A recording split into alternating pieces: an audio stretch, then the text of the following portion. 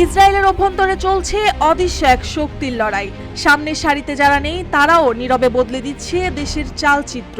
ঠিক তেমনই একজন সেনবেতের প্রধান রোনেন বার। গাজায় রক্তক্ষয়ী অভিযানের আধারে চাপা পড়েছিল এক দ্বন্দ্ব, যার পরিণতি আজ প্রকাশ্য।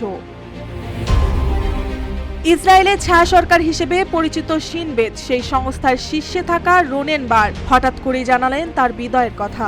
বললেন 15 জুনের পর আর থাকছেন না তিনি। কিন্তু এই পদত্যাগ শুধু একটি চাকরি রীতি নয়, বরং এক নীরব বিদ্রোহের ছায়াচিত্র।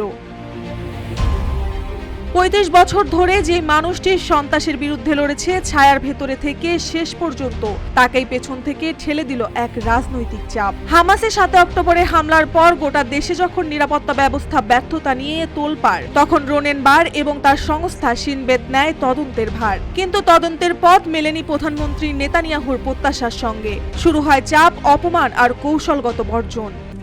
RICL TMX, যুগের পর যুগ স্থাপনা থাকে মজবুত। নেতানিয়াহু প্রকাশ্য বলেন রোনেন বারের ওপর তিনি আস্থা হারিয়েছেন, এমনকি তাকে সরাতে চান নিজেই। কিন্তু আদালত বলল না, জনমত বলল আরও না। তবে পর্দার আড়ালে চলছিল অন্য এক খেলা।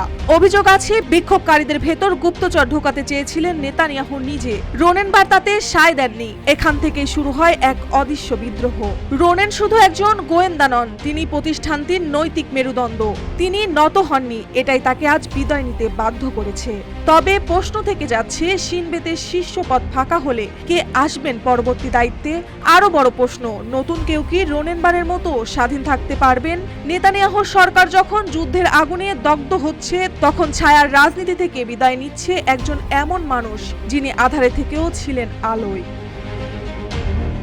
মার্জিয়ামো, রূপালী বাংলাদেশ।